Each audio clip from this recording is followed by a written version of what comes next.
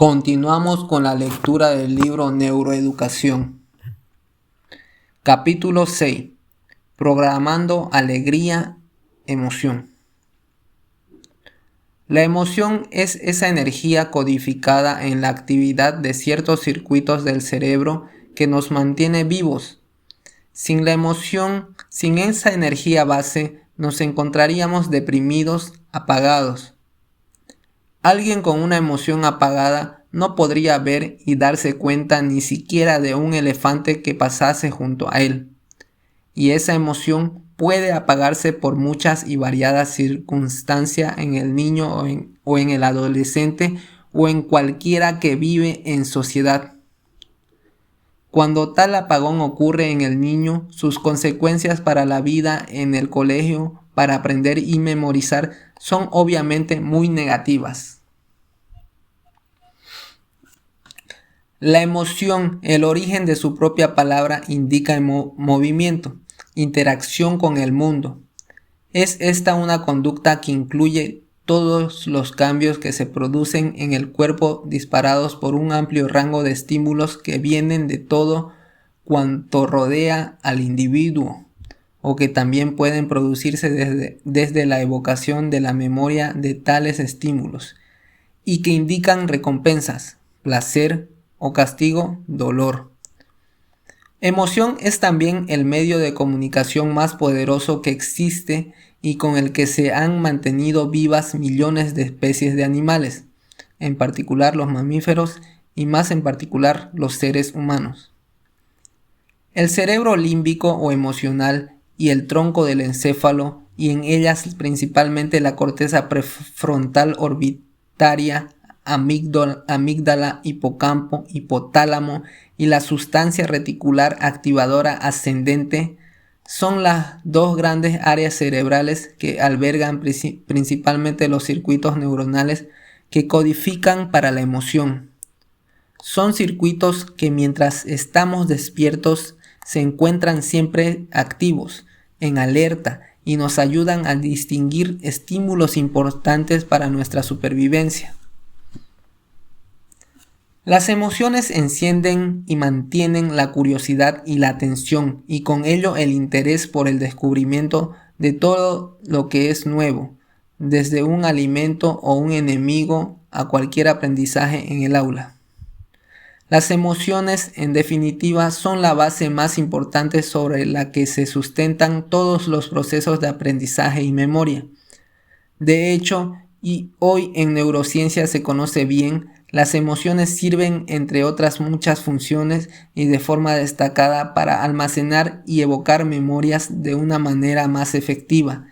Y es que a nadie se le escapa que todo acontecimiento nuevo asociado a un episodio emocional, bien sea de placer o de dolor, permite un mayor y mejor almacenamiento y evocación de lo sucedido. También la información emocional es básica para la elaboración de cualquier función mental y el buen funcionamiento de las relaciones sociales. Es más, las ideas, que son los átomos del pensamiento que se elaboran en los circuitos neuronales de las áreas de asociación de la corteza cerebral, ya lo hacen impregnadas de significado, bien sea placentero o doloroso o de la amplia paleta de colores emocionales que constituyen el mundo humano. Por tanto, la emoción es también un ingrediente básico del proceso cognitivo del razonamiento. Hoy comenzamos a saber que el binomio emoción-cognición, procesos mentales, es un binomio indisoluble, y ello se debe al diseño del cerebro y a cómo funciona. Los abstractos, los conceptos que crea el cerebro, no son asépticos de emoción, sino impregnados de ella. Esto ya nos debe alertar acerca de la importancia de la emoción tanto para el que aprende como para el que enseña. El que instruye debe ser consciente de este mecanismo esencial, emoción, como vehículo de sus palabras si quiere que éstas alcancen al que aprende de un modo sólido y convincente. Y esto hay que saberlo bien, máxime hoy que en nuestra cultura, en los colegios, incluso a los niños pequeños, se les enseñan conceptos cognitivamente complejos de modo aséptico, desconexionados tantas veces de significado emocional. Y esto es un error, pues nada se puede llegar a conocer más que aquello que se ama, aquello que nos dice algo. Por eso son importantes las palabras y cómo se utilizan. Las palabras son el vehículo del conocimiento y en la enseñanza debe ir siempre acompañado por la emoción. La palabra, aún hoy en día de tanta accesibilidad a medios técnicos, sigue siendo el centro de toda enseñanza. El que enseña utiliza la palabra lo mejor que puede, y a partir de la palabra, de cómo se utiliza y cómo se entona, se puede crear ese atractivo capaz de activar la atención del que escucha y aprende. Instrumento luminoso ya desde los tiempos de la Roma clásica, de la palabra en la Roma de hace más de 2000 años, decía Marcelino Menéndez Pelayo. El arte de utilizar la palabra en público con corrección y belleza, sirviéndose de ella para simultáneamente agradar y persuadir, tuvo en Roma un uso temprano y prolongado. En Roma la oratoria impregnaba gran parte de la vida pública y su valor era reconocido en los tribunales, discursos judiciales, en el foro, discursos políticos y en algunas manifestaciones religiosas, elogios fúnebres. Y termina don Marcelino. El arte de hablar bien se convierte también en un instrumento educativo de primera magnitud. Pero no solo la emoción es relevante para la palabra, y en esta no solo en la palabra hablada o en la escrita, en la lectura, sino también para las matemáticas. Nada de ello cobra vida y se articula con el razonamiento sin el pegamento emocional. Y junto a esto, en la toma de decisiones, cualquier decisión se basa o tiene también un fuerte componente emocional. En el estudiante, adolescente o universitario en particular y en su oficio de aprender. Las decisiones se toman cada día, cada hora, cada minuto y desde elegir qué carrera estudiar en la universidad hasta ese cotidiano asistir o no a clase un día, estudiar por la tarde tras las clases de la mañana, con qué asignatura comenzar o dentro de la asignatura escogida con qué tema hacerlo y dentro de ese tema qué trozo según se sepa mejor o peor el tema o presentarse o no al examen evitando o aceptando el castigo de un suspenso y así un largo etcétera donde miles de pequeñas decisiones se basan en las emociones, es decir, en lo que más nos gusta versus lo que menos, en el placer versus displacer. A todo lo que antecede hay que poner un añadido importante. Refiere a ese componente de las emociones genuinamente humano que son los sentimientos, esto es, a la reacción subjetiva de las emociones. Las emociones son mecanismos inconscientes.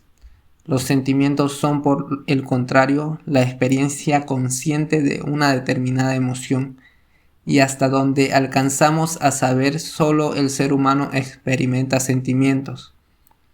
Los sentimientos son el proceso que nos lleva a conocer las emociones, a través del miedo, placer o frustración, y encontrar esos sentimientos de bienestar ante muchas y diferentes situaciones personales, el trabajo bien hecho, o las hechas por otros, el aplauso de un maestro a un buen estudiante, y a otros muchos sentimientos como aquellos que con el aplauso refuerzan el esfuerzo del estudiante por conocer y mostrar esos nuevos conocimientos a los demás. Todo ello es de una poderosa influencia en el mundo no solo del que aprende, sino también del que enseña. Hoy se habla mucho de un apagón emocional que ocurre en muchos niños en algún momento de su periodo escolar y que se ha relacionado con el hecho de vivir en una sociedad estresada, cuyas consecuencias alcanzan a la intimidad de la familia y las relaciones familiares. El estrés genera un estado de acciones y reacciones personales de tensión constante. Cuando estos procesos se ponen en marcha de un modo lento, constante e insidioso, al niño le oprime una sensación de agobio mental inconsciente repetido a lo largo de los días, los meses y quizá los años. Lo cierto es que una vez entronizado este estilo de vida, se instrumenta una respuesta orgánica patológica permanente, y esto producido por una miríada de factores se vive en muchas familias y repercute en el niño, al que puede afectar en estructuras de su cerebro como el hipocampo y por tanto, como señalábamos en capítulos anteriores, en su proceso de aprendizaje y memoria, pero además algo tan importante como esto puede afectar a la emoción misma y a partir de ella sobre los mecanismos codificados como la curiosidad y la atención. Por tanto, es con el apagón emocional cuando aparecen los problemas, muchos de ellos graves, en la conducta de los niños y que se expresan mayormente en el colegio y a la hora de aprender y memorizar. De ese entorno familiar puede nacer un niño con estrés no expresado en ninguna anormalidad cognitiva especial o hiperactividad o síntomas depresivos clásicos, sino simplemente con una cierta apatía manifestada con una tensión baja, difuminada y dispersa, y nunca demasiado pronunciada que repercuta en su rendimiento mental en el colegio. El estrés es ciertamente una actividad cerebral y conductual fisiológica y consustancial a nuestros estilos de vida durante millones de años, pero los estilos de vida han cambiado en el hombre moderno y ello ha dado lugar a la patología del estrés y con ella referido de nuevo a los niños, expresado en la posible falta de un sueño profundo suficiente y reparador, mecanismo cerebral esencial para producir y alcanzar la consolidación de todo lo aprendido de modo relevante durante el día. Capítulo 13. Y a síntomas como la irritación y la desatención que hemos mencionado. Cuando este proceso se pone en marcha, altera la conducta del niño de un modo poco aparente. Hoy se conoce un tratamiento efectivo y poco costoso que mejora los síntomas producidos por este tipo de estrés. Me refiero a la práctica del ejercicio físico aeróbico. Los efectos del ejercicio físico aeróbico funcionan a cualquier edad, desde el niño y el adolescente al adulto y el anciano. Este tipo de ejercicio practicado con regularidad rebaja las respuestas estresantes, interejercicio y modula y cambia la configuración del cerebro en aquellas áreas que tienen que ver con el aprendizaje y la memoria.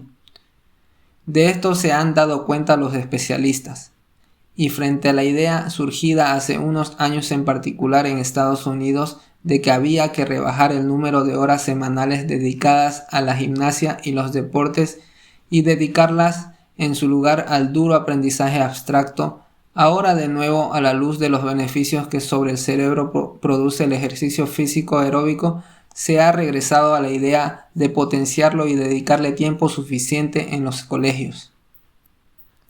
Estudios recientes lo han venido poniendo en relevancia. Uno de ellos en particular resulta muy interesante. Fue un estudio realizado en Suecia, en el que se comprobó que en jóvenes en el rango de edades comprendido entre los 15 y los 19 años, aquellos que practicaron ejercicio físico continuado y alcanzaron altas puntuaciones en esta materia también fueron los que obtuvieron una más alta puntuación en los tests que consideraron elementos como inteligencia global y verbal, y en general comprensión verbal y pensamiento lógico y matemático. Lo interesante de este estudio fue además que cuando muchos de estos jóvenes fueron evaluados 50 años más tarde, con independencia de que en el intervalo de estos años hubieran seguido o no haciendo ejercicio, aquellos que habían practicado ejercicio físico en su juventud demostraron tener mejores habilidades mentales durante el envejecimiento. Esto tiene que ver con lo que se conoce como reserva cognitiva, y es que hasta hace bien poco tiempo se pensaba que los efectos de la práctica del ejercicio físico sobre el cerebro no eran acumulativos. Es decir, se creía que el ejercicio físico realizado a edades tempranas no influía en absoluto si luego no se seguía practicando durante el envejecimiento tardío. Este no parece ser el caso a juzgar por las investigaciones más actuales. En definitiva, todo aquello que conducente a la adquisición de conocimiento como la curiosidad, la atención, la memoria o la toma de decisiones requiere de esa energía que hemos llamado emoción.